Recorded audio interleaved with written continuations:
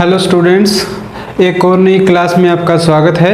पिछले क्लास में हमने पृथ्वी की उत्पत्ति से संबंधित एक तारक सिद्धांतों के बारे में चर्चा की थी। आज की इस क्लास में हम पृथ्वी उत्पत्ति संबंधित द्वैतारक सिद्धांतों के बारे में चर्चा करेंगे। द्वैतारक सिद्धांतों को देने वाले प्रमुख विद्वान और उन सिद्धांतों के बारे में ये पूरी की पूरी क्लास रहेगी। पिछली क्लास में एक जो टॉपिक था, एक टॉपिक में एक लाइन रहती है जो सबसे इम्पोर्टेंट है, वो है पिछली क्लास में सबसे पहले हमने जो दूसरे नंबर पर विद्वान थे इमैनुअल कांट, उनको पढ़ा था। उन्होंने वायु राशि परिकल्पना दी थी। उस परिकल्पना में उन्होंने एक वाक्य बोला था कि आप मुझे पदार्थ दीजिए, मैं पृथ्वी का निर्माण करके दिखाऊंगा, ब्रह्मांड का निर्माण करके दिखाऊंगा। ये उनका श्लोक है। किसी एग्जाम में क्वेश्चन आ सकता है कि ये श्लोक किस विद्वान का है कि आप मुझे पदार्थ दीजिए, मैं पृथ्वी का निर्माण करके दिखाऊंगा। तो आप कौन सा टिक करना है? ये इमैनुअल कांट या कांट का वाक्य था। पहली जो हमारी हाइपोथेसिस है, पहली परिकल्पना है, वो चैम्बरलिन और गाल्टन की है, ग्रहाणु परिकल्पना। चैम्बरलिन और गाल्टन ने ग्रहाणु परिकल्पना दी। उस परिकल्पना के अनुसार सबसे पहले सूर्य यहाँ पर केंद्र में मौजूद था।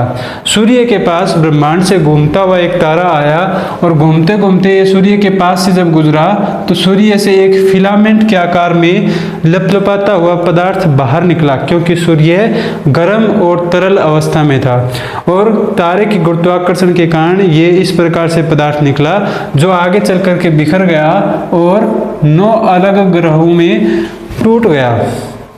ठीक है, इस प्रकार इस थ्योरी में बताया गया है कि 2 तारे थे, पहले से सूर्य मौजूद था, जो दूसरा तारा उसके पास से गया, उसके आकर्षण के प्रभाव से इस प्रकार ग्रहों का निर्माण हुआ है।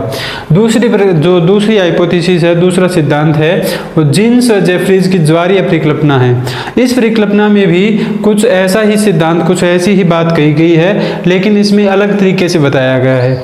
इसमें बताया गया है कि एक सूर्य है, उसके नजदीक एक तारा गुजरा, उस तारे की आकर्षण शक्ति के कारण सूर्य के चारों ओर एक फिलामेंट का निर्माण हो गया, एक घेरे का निर्माण हो गया। जो घेरा आगे चल करके, ये जो घेरा है ये आगे चल करके 9 छल्लों में टूट गया और 9 छल्ले आगे चल करके 9 ग्रहों में बदल गए। ठीक है, ये जीन्स और जेफरीज की परिकल्पना थी, ज्वारीय परिकल्पना। आगे अगला सिद्धांत है रसेल व लिटिलटन का द्वैतारक सिद्धांत। इस सिद्धांत के अनुसार सूर्य के साथ साथ एक दूसरा तारा भी मौजूद था, यानी कि सूर्य जो है अपने साथी तारे के साथ अपनी जो आकाशगंगा है उसमें परिक्रमा कर रहा था। तभी इसके नज़दीक एक और स्टार जो था कहीं बाहर से घूमते हुए आया और साथी तारे के पास से गुजरा। इससे साथी तारा टूट करके बिखर गया और उससे निकला पदार्थ जो था वो सूर्य के चारों ओर घूमने लगा। जो शेष पदार्थ बचा ग्रहों के अलावा वो ब्रह्मांड में विलीन हो गया और जो ग्रह थे वो सूर्य के चारों ओर चक्कर लगाने लगे। अगली जो हाइपोथेसिस है वो होयल व लिटिलटन की नोवा परिकल्पना, नोवा हाइपोथेसिस है। इस परिकल्पना के अनुसार सूर्य और उसके साथ में एक और दूसरा तारा था। जो दूसरा तारा था वो सुपरनोवा तारा था। सुपरनोवा तारा जो है उसकी एनर्जी बहुत ज़्यादा होती है और इन्होंने माना, होयल व लिटिलटन ने माना कि जो ब्रह्मांड है उसकी रचना भारी पदार्थों से हुई है और ये भारी पदार्थ किसी बड़े विस्फोट के परिणाम स्वरूप हाइड्रोजन के हीलियम में बदलने के कारण पैदा हुए हैं। तो उन्होंने भी इसका कारण ये बताया कि जो सूर्य के साथ ही सुपरनोवा तारा जो था उसमें विस्फोट हो गया, हाइड्रोजन व हीलियम गैसेस निकली और उनसे ठंडा होने के कारण जो ग्रह हैं वो भारी पदार्थों से निर्मित हुए हैं और वो सारे के सारे ग्रह सूर्य के चारों ओर चक्कर लगाने लगे। अगला जो सिद्धांत आता है, सबसे महत्वपूर्ण सिद्धांत और आखिरी सिद्धांत आज की क्लास का, रोसगन का विभंजन सिद्धांत। रोसगन महोदय ने बताया कि जो सूर्य है उसके साथ में एक और दूसरा तारा था। किसी कारण से वो तारा 2 भागों में टूट गया। सूर्य के साथ ही तारा 2 भागों में टूट गया। उसके बाद वहाँ पर एक और तीसरा जो तारा था वो सूर्य के पास से गुजरा, तो टूटे हुए तारे का आधा पदार्थ गुरुत्वाकर्षण के कारण उस साथी तारा जो दूसरे ग्रह से आया था, दूसरी आकाशगंगा से आया था, उसके साथ चला गया।